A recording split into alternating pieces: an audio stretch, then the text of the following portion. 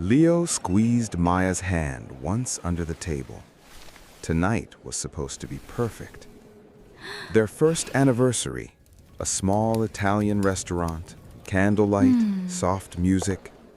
Leo had set aside money for this night from his savings of several weeks.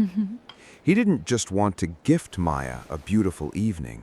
He wanted Maya to feel that someone thinks about her, someone plans with care. But the evening was getting messy right from the start.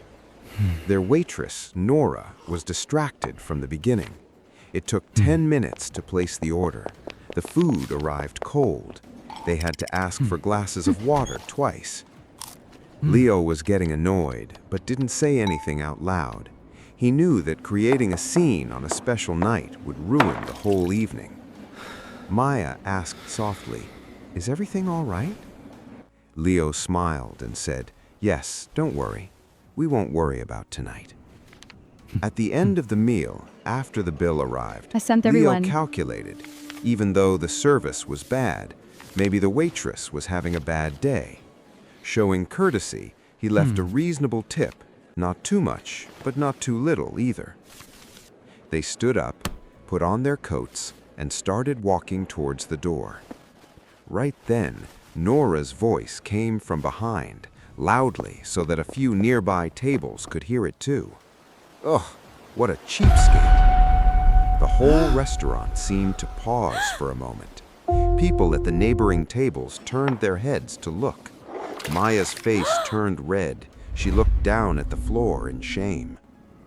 A fire ignited inside Leo's chest. In front of everyone, on his anniversary night, he was called cheap, even though he had left a fair tip. His first impulse was to turn around and answer back by shouting, but Leo knew showing anger here would make the scene worse. People would think he was the one making a scene, and this embarrassing moment in front of Maya would only prolong. He needed something that would explain the real truth to everyone without even speaking. Leo stopped, slowly turned around. Without any angry words, he walked back to the table with calm steps. Maya asked in surprise, "Leo, what are you doing?" Leo said nothing. He went to the table and stopped, where the tip money he had left was still lying. Nora and a few nearby staff members looked with curious eyes, trying to understand what was going to happen. Leo calmly reached out his hand, picked up the money from the table, and put it in his pocket. No shouting, no cursing, just silence. The smile on Nora's face vanished in an instant. She tried to say something, but couldn't find the words. The people at the nearby tables looked at each other. An elderly lady No. slowly nodded her head, as if trying to say, "You did the right thing." Leo turned around, took Maya's hand, and started walking towards the door without another word. Maya, still a bit dumbfounded, looked at Leo and asked, "Aren't you angry?" Leo smiled gently and said, "If I showed anger, she would get the chance to prove that she was right. I just showed that the return for courtesy is not rudeness."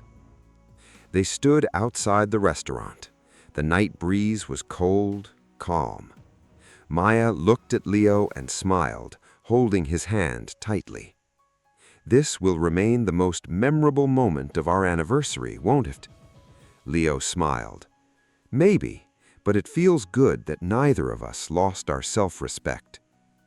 They started walking down the street exactly the way they had entered the restaurant, holding hands at the beginning of the evening, calm, together, heads held high.